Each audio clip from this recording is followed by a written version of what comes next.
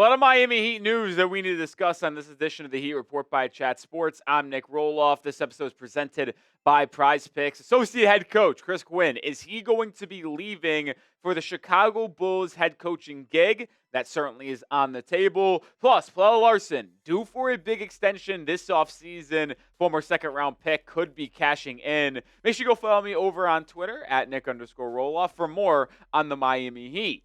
We'll open up the show with the associate head coach, Chris Quinn, because late last week, the Bulls requested an interview with Quinn for their open head coach gig, and the Heat obliged. And this should not be any surprise. Quinn has interviewed for many different head coach openings over the last 6 years. Chicago actually marks his 7th NBA head coach interview. He's been with Erik Spoelstra on this Heat coaching staff since 2014, and he actually played for the Heat from 2006 to 2010. So he is certainly a Heat lifer. You look at the interviews that he has had over the last 7 years. Started with Indiana back in 2020 before they hired Rick Carlisle. He interviewed with the Lakers before they hired J.J. Redick. The Cavs before they hired Kenny Atkinson. Was a finalist last year for the Phoenix Suns gig. He was with Johnny Bryant and Jordan Ott. They ultimately went with Ott.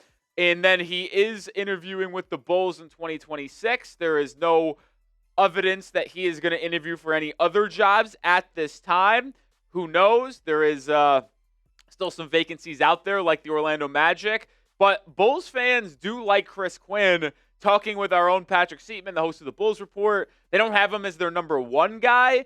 They have him as their number 2 guy. And actually on Twitter, that seems pretty kind of, I wouldn't say consensus, but kind of in a way. Like, most Bulls fans want Sean Sweeney, the assistant coach with the San Antonio Spurs, and then Chris Quinn is everyone's second choice. And I'm not saying Bulls fans know anything, but if you actually look on Twitter and kind of read the tea leaves, it does seem like the top 2 choices in Chicago, not even from fans, but the actual organization, suggests it may be Quinn or Sweeney.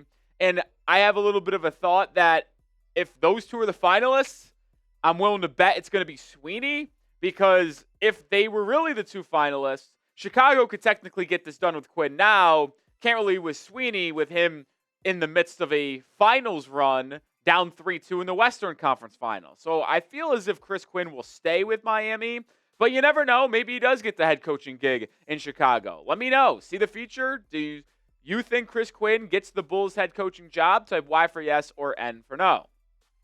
And I wanted to quickly talk about the domino effect if Quinn actually does leave Miami for Chicago. Because, 1, it means the Heat will need to get a new top assistant and associate head coach for Erik Spoelstra. And 2, although I do think it's pretty unlikely that Quinn would poach a lot of Heat staffers and leave Miami scrambling, just due to his good relationship with Erik Spoelstra and this Heat organization, but you do have to wonder if any assistant coaches would follow Quinn to Chicago to get a upgrade in position on a different staff.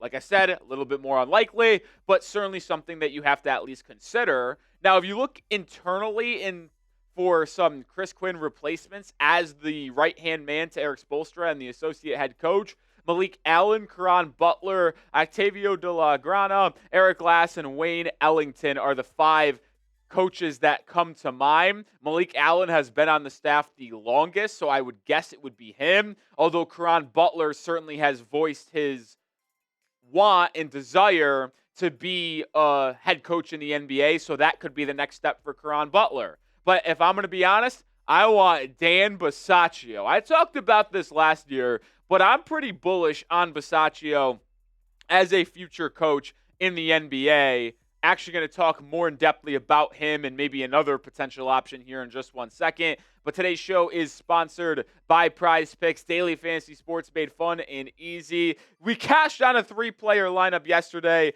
utilizing the Taco Tuesday discount on Victor Wembanyama. Be on the lookout for discounts on the weekly and specials like Flex Friday, as well as other specials throughout the week. I've got a lineup for today, and I have a specific projection I really like for the tour event Thursday. Mac Meisner. He has historically played really well at Colonial Country Club. He is 37th in greens in regulation. This course has really small greens, so approach shots and iron play is at a premium. He's 12th in proximity to the hole on approaches. I think he fires off a 1 under or better. It's par 70 in his opening round. I paired that up with Alex Smalley as well as Tom Kim. Holes played, I think he makes the cut. Course fits him. Smalley in good form. I think he goes 1 under or better in his first round as well. 3-player entry there. $17 to win $87.50. Join me and the millions of others over on Prize Picks. Download the app today and use code HMA to get $50 in lineups when you play your first $5 lineup. That's code HMA to get $50 in lineups when you play your first $5 lineup. Links in the description and comments of today's show. But I labeled Bisaccio as a choice to join this Heat NBA staff and maybe as the associate head coach to Erik Spoelstra. Well, Bisaccio should be a name that rings a bell. He is the G League head coach, the Sioux Falls Skyforce. He has been with Miami since 2014, like Chris Quinn. Bisaccio started as a video intern. And if you remember, Bisaccio is actually the Summer League head coach for Miami in 2024. And guess what? Remember? They won the title with Kel'el Ware, Pelle Larsson, and Josh Christopher, amongst some other few. So I really like Bisaccio's future in the NBA, and I would like to bring him up to the main NBA staff because I think he could bring some new, fresh ideas, and he knows what it's like to be in this Heat system. Now, another possibility, and one we talked about last week, is Jason Kidd. Could Chris Quinn leaving open up a spot on this Erik Spoelstra staff with Jason Kidd looming out there? If Kidd doesn't get the Magic job, if he doesn't get a different head coaching gig, is he going to take a year off or is he going to try to join another staff? I don't think it's crazy to suggest he joins another staff. Maybe it is, but if he goes out and joins an NBA staff and isn't a head coach, why not Miami? And it could help your chances to get Giannis Antetokounmpo, with Kidd and Giannis having a really good relationship dating back to their time together in Milwaukee. I'd shift the conversation over to Pelle Larsson now. Is an extension coming for the third-year forward from Sweden? Well, we have to start by looking at his contract here because this upcoming season is the last year. Second-round pick, 3 years guaranteed, and then you get a restricted free agent. And I shouldn't say guaranteed. Its first 2 years are guaranteed with team option in year 3. Miami obviously is going to pick up the team option for Larsson with how well he played last year at $2.2 million. But after this year, he is a restricted free agent next year, which gives Miami the right to match any offer he gets in free agency.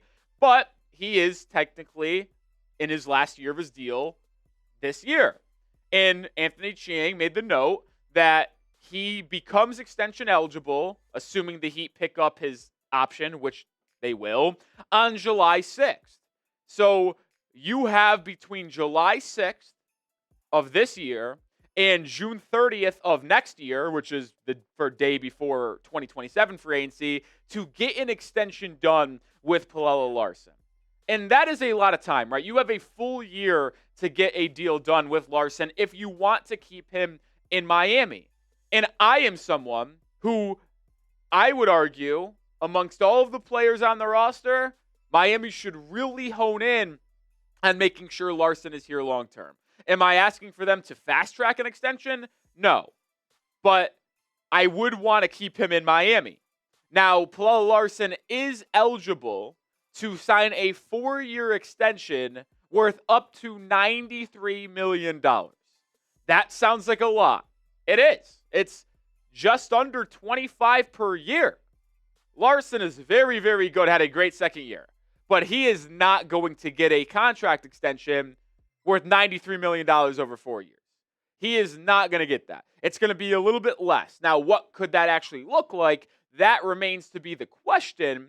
And we'll take a look at what my projection would be if the Heat got an extension done this offseason. But make sure you do subscribe because whether it's Chris Quinn leaving, whether it's a Pelle Larsson extension, or trading for Giannis Antetokounmpo, we'll have you covered with daily Miami Heat content. Looking at Larsson career stats, he, I think, was the most improved player from 2024-25 to this past season. His second year, he became a staple in this Heat rotation. Heck, he even started a lot of the games this year, and I believe Miami should have kept starting him.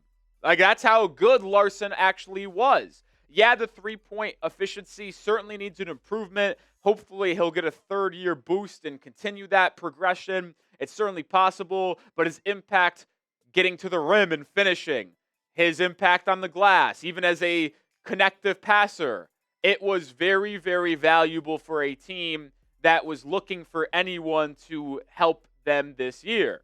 The overall on-off impact for Larsson wasn't crazy. Plus zero point 0.9 net rating. Heat were a better offensive team with him. Surprisingly, slightly worse defensively, rising that defensive rating by 0.6. Nothing crazy. Basically stayed the same. So, yeah, you look at this and say, was Larsson the most impactful guy? Maybe not. But when he was on the floor, I felt like Miami had better energy. They defended better. They rebounded better. And his physicality, athleticism, willing to put his body on the line is all qualities and traits that you want to have in a role player and a young guy building your culture in being in your locker room. Like, I think he's one of the biggest key pieces for Miami. And every time that we have mocked a Giannis Antetokounmpo trade, Pelle Larsson is never in our trades. And I don't even know if Milwaukee would want him. They probably would. But if you're the Heat, I would not trade Pelle Larsson for Giannis. Is he a deal breaker? No. And it's like, oh, we want Pelle Larsson instead of Jaime Jaquez.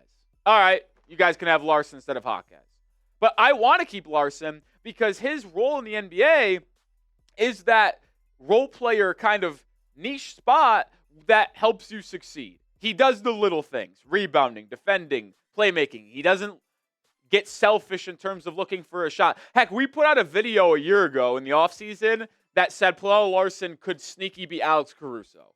And I'm not saying he's going to be Alex Caruso, but that's kind of the same role that Larsson plays, and you saw him do that pretty well this year. If Larsson improves defensively, if he continues to improve his three-point shooting, well, then maybe he could be as effective and impactful as Alex Caruso, who's a top 5 role player maybe in the history of the NBA.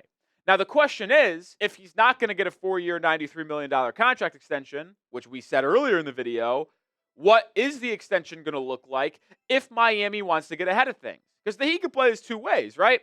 They can try to get an extension done and see the progression and development of Larsson and get ahead of it early, maybe extending him on a cheaper price point. That's what they tried to do with Nikola Jovic, and it backfired at least through 1 year.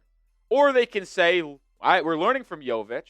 Let this year play out and try to extend Larsson either during the season or after the season before free agency begins on June 30th of 2027.